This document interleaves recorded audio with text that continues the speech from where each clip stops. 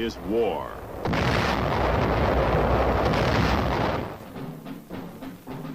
War and its masses. War and its men.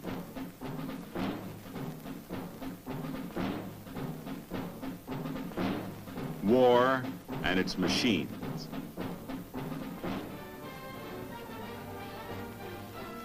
Together they form the big picture.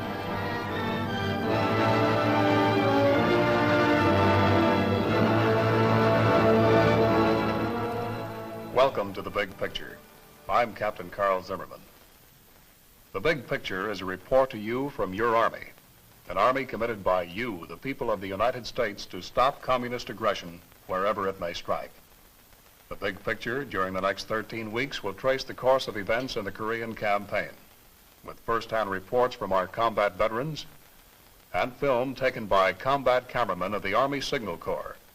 These are the men who daily record on film the big picture as it happens, where it happens. Today, the big picture brings into focus the first 40 days in Korea. It was the beginning of the fighting there, when every ridge was a heartbreak ridge. Let's go back to June 1950, when our troops felt the first thrusts across the 38th parallel. The story is best told in the language of the soldier who was there.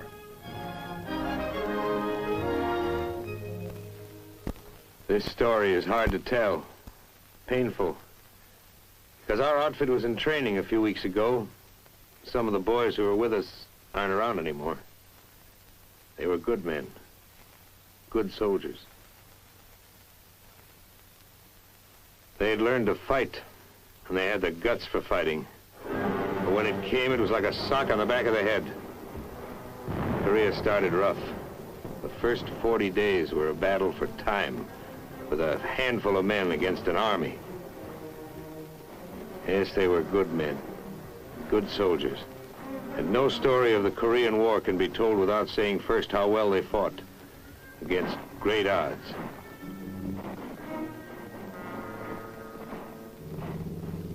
In the beginning, there were only a couple of companies from the 24th Division. No brass bands at the airport. A few days before, some of us had been in cities, spending leave time at Fuji, something like that. We weren't scared. We didn't know. We got stuff out of the planes. We moved out. Nobody said, this is it. Nobody said you have arrived in Korea to beat back 5 North Korean communist divisions. Somebody did say, we're here to delay the Reds. Okay, let's go. About 10% of us were veterans. A few roads looked like France, somewhere between Paris and Metz.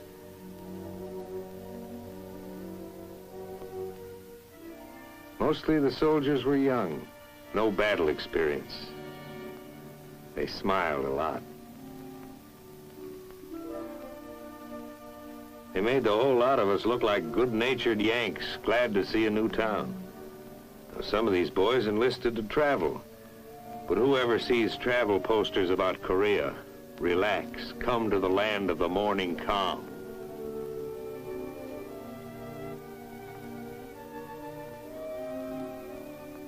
At first, the towns looked like any towns in this part of the world. And the South Korean troops like any soldiers.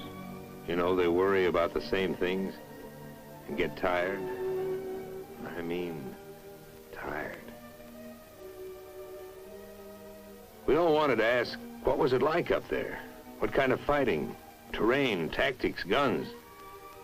But as far as we were concerned, those Koreans couldn't talk. We were in a completely foreign country with no time to get acquainted.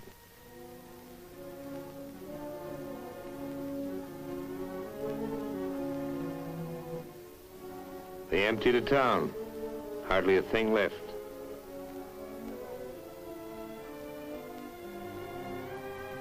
You couldn't buy anything, even if you had the time, which we didn't have. There are two ways of getting to know the terrain: walking over it and feeling how it was underneath. Underneath it was caked and sticky. The tools of a soldier's trade: a shovel and a gun. We had small stuff with us: machine guns, some howitzers.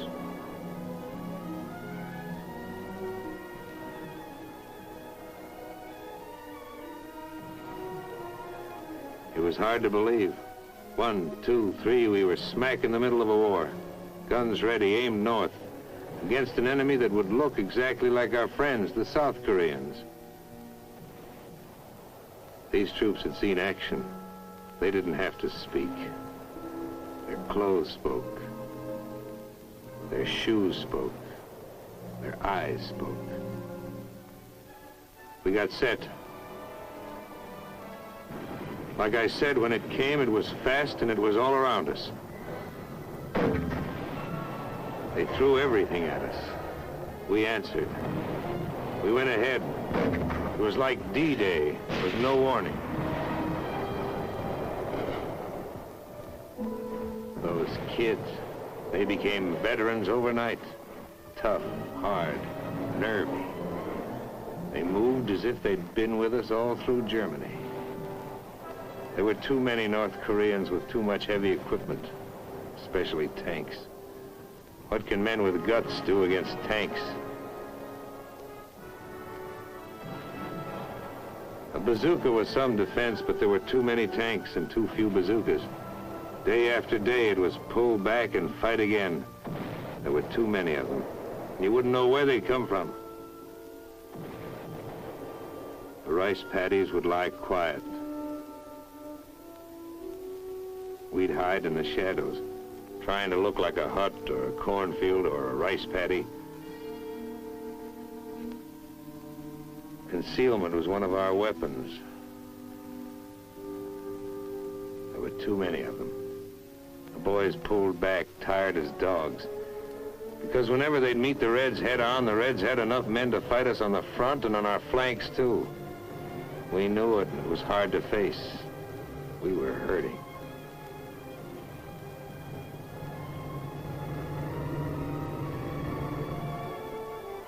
Kids would drag back so beat up they couldn't be expected to fight for at least several days. Instead of a week at a rest area, we grabbed an hour anywhere.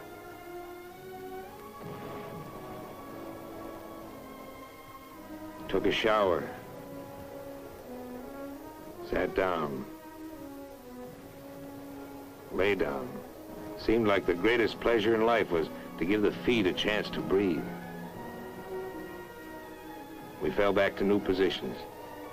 If you looked around at some of the foxholes, you could see a deep respect for those red mortars. Very deep. We were short on men. South Koreans carried our ammo. But we didn't know what some of the others were carrying. Turned out that many of the silent refugees filing along the South Korean roads were North Korean communists in disguise. They'd sneak through our lines and fight us from behind. We caught some, but infiltration caused plenty of casualties. We were going to watch the refugees more carefully from now on. This was a big police job in Korea, the biggest. The attack was full-sized, had to be stopped. The United States Army, a small part of it, was here to help. There'd be men in other uniforms fighting with us soon. The whole world had seen this and knew what the score was. Up near the guns, the score was against the enemy. They were losing points, losing time.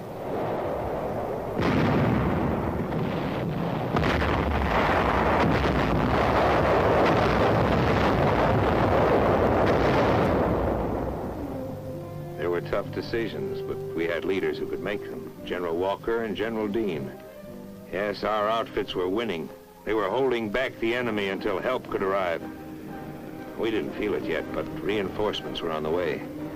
It takes time to pour a defense program into a small country with almost nothing. Not all the stuff can get there overnight. even in an age when we're used to things traveling 400 or 500 miles an hour.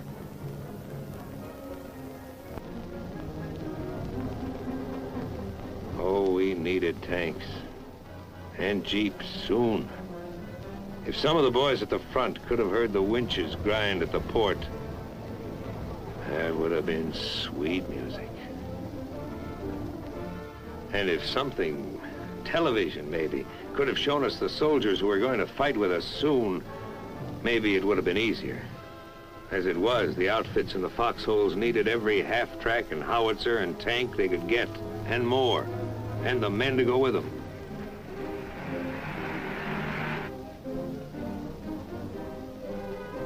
Yes, our mission in the lines was delay. Delay the Red Drive in Korea. Delay it so we could get jeeps. Delay it so we could get weapons carriers and weapons and more ammo. Get it to us, men and equipment, wet or dry.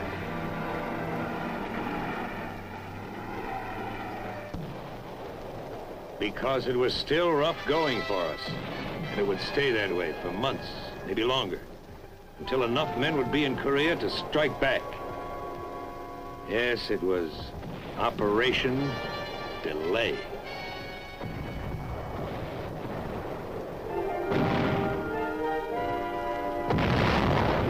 Ammo was precious. One field artillery battalion against 40 tanks. We'd hold them off for a few hours in a blasting frontal attack. The Reds would envelop us on both flanks. Always trouble up ahead and trouble on the sides.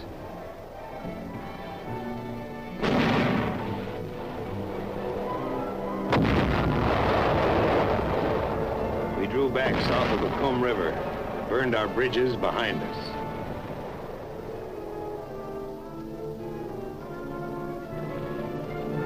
People in big cities like Pittsburgh are bothered by smoke. Well, this smoke was black, but it didn't bother us a bit.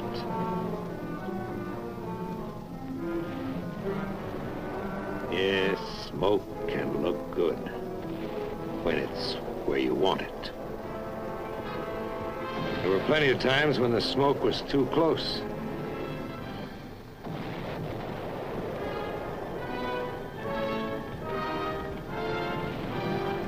Got in your eyes, so you couldn't see anything.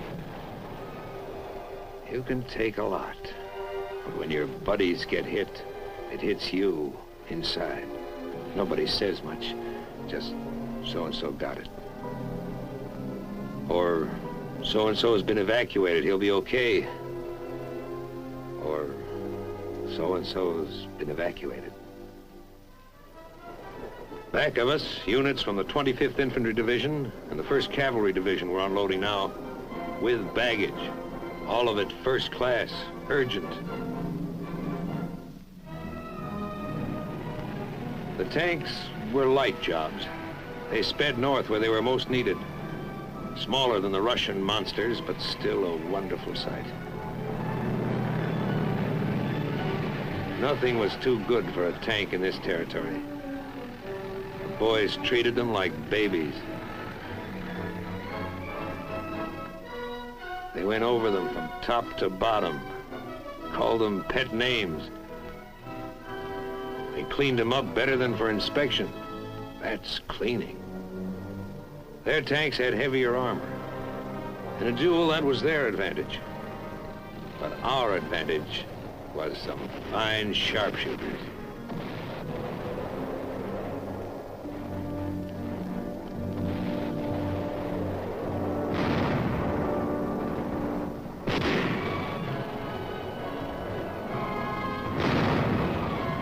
They had giants.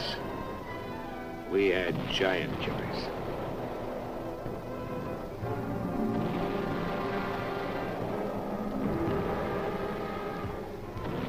Tejan was the worst. Ask anyone where he felt it the worst, and maybe you'll hear a few other names, because it was bad all over. But most guys will say Tejan.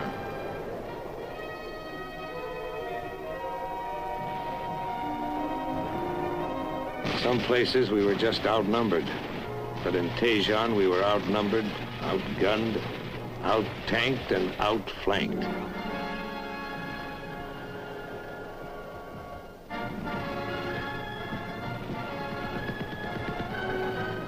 We pushed out, trying to poke a hole in their lines. No go. We tried another direction. But at the end of every road leading out of Tajon, there were thousands of North Korean troops, plenty of T-34 tanks. It got kind of confusing. There was one hot day, 100 degrees, where we just sat. There was no place to go. It was war, not the way it is in the movies. We were all tired, including General Dean. Flank attacks had cut every escape route. We gassed up, ready for a move. We were supposed to hold this hot town for 2 days. We held it for 3. It was get out or be trapped in Tajon. We got out. We fought our way out. General Dean stayed behind. He may still be there.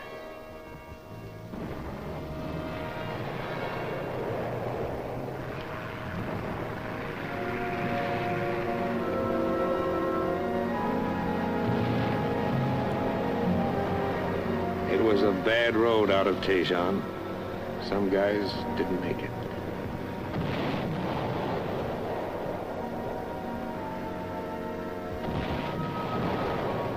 Tajon was burning, a dead town.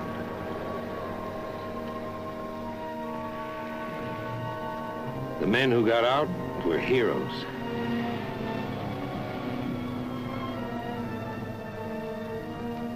The men who didn't get out they were heroes. There's no better word.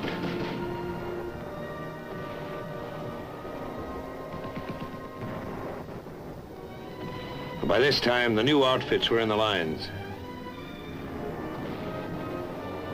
Fresh, ready to shoot. Everything set just right. Nice to hear the steady crump of your own mortars. Even nicer to hear the howitzers slamming them out. Together, they're terrific.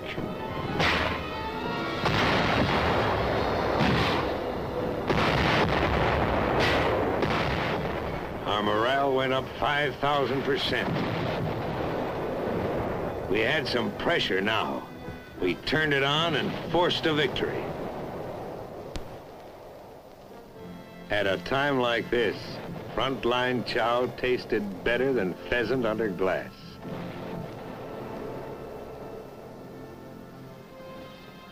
The rally was short. One outfit might do okay for a day, but on that same day, 5 other sections of the front line would be feeling the enemy's hard blows, the envelopments, the infiltrations.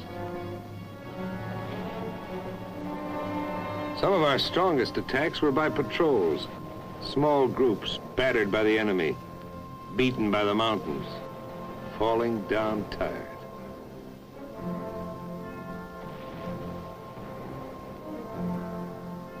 After climbing over half a dozen mountains, it made you more tired just to look at them. Felt like the bear who went over the mountain and saw another mountain. Getting anywhere in Korea was back-breaking work. You did it the Korean way, slowly. You were the bulldozer. No push-pull, click-click up here to throw a bridge across a stream in 4 or 5 hours. Every rock added up. Even the little ones. You worked 2-3 days to put an outfit on the other side of a stream.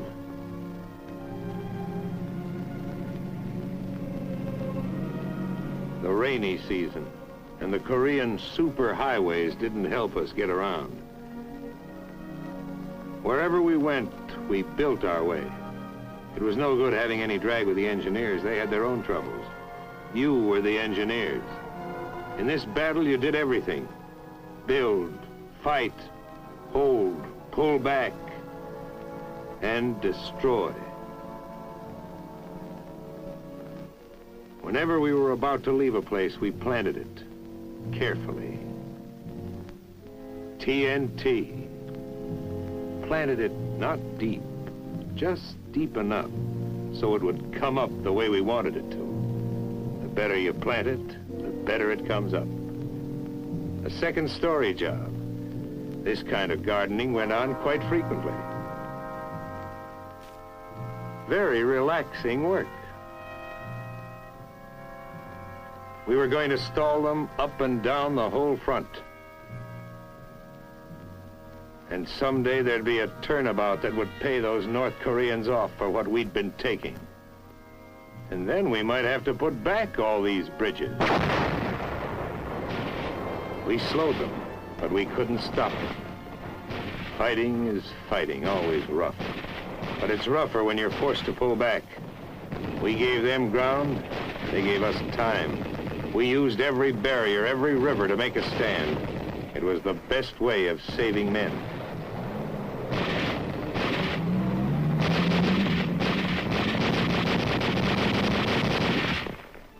They beat us back to the Naktong, but we got there early enough to make it across. The Naktong was a pretty useful river. No king ever had a moat around his castle so wide and protecting. It felt like a new division was in the lines.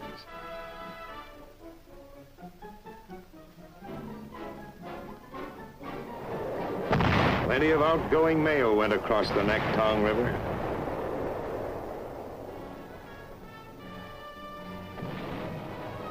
If you've seen combat, you know what it is to have a line, a place to fight from. Well, for the first time in this Korean business, we had something we could call a line.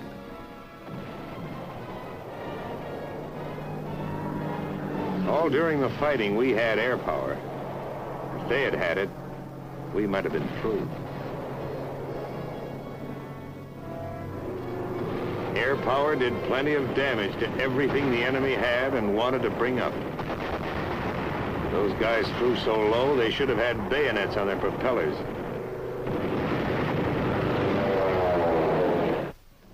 In a corner of Korea, a little bigger than a beachhead, we dug in, built a village of foxholes. Only here you couldn't dig too deep on account of the rocks. On this beachhead, a lot of the boys who flew in at the beginning were still around, still smiling. There's waiting in every war. Time to find out where you were, how you were doing. We faced the enemy. We faced ourselves. Our enemies were fanatics. We were believers in one faith, that men can live together peacefully, thinking, feeling, worshiping, each in his own way.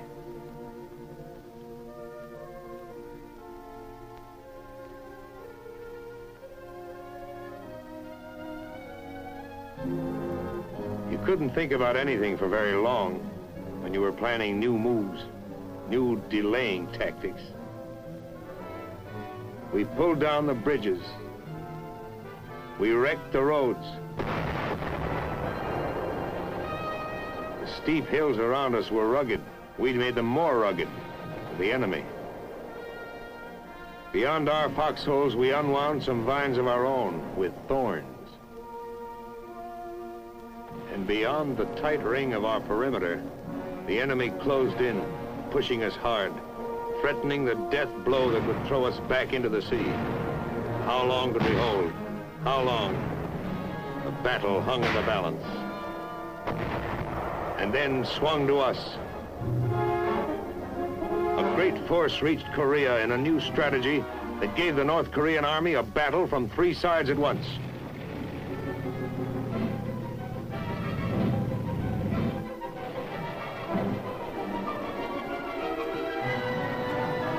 Replacements, new units, lively, ready for business. They stole along the hills, slipped up the ridges, looking for a soft spot in the enemy's hard shell.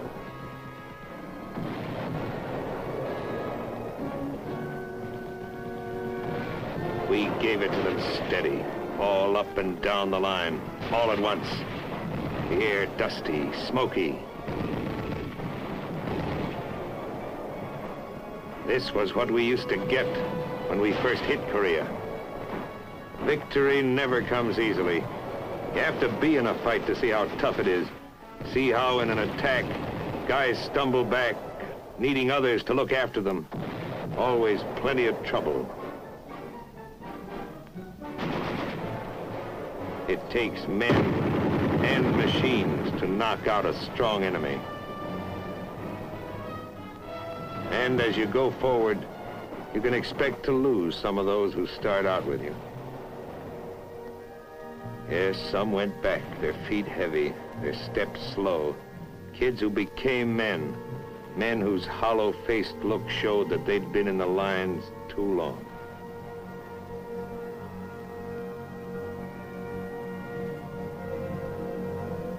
You can't count on a straight road to victory. Sometimes it winds, goes down, goes up. Sometimes you're forced to detour. You could pick out the new troops. They walk different. Another outfit. But once over, they were like the fellas in our outfit when we landed. The same smiling Yanks, making the best of everything. And a little better than that. We battled for time in Korea, and won. We had the right men. Good men. Good soldiers.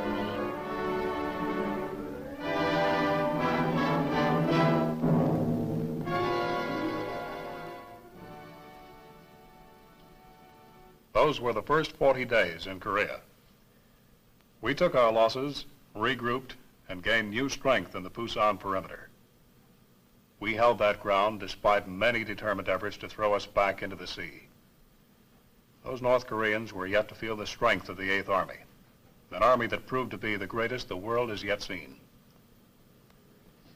Next week, the big picture will show the turning of the tide. You'll see the fight to hold on to that Pusan perimeter. You'll see how our troops received air support from our carriers, the invasion of Walmy, and the march on Seoul. And you'll hear another report from a combat veteran who saw, as it happened, a part of the big picture. This is Captain Carl Zimmerman, inviting you to be with us then.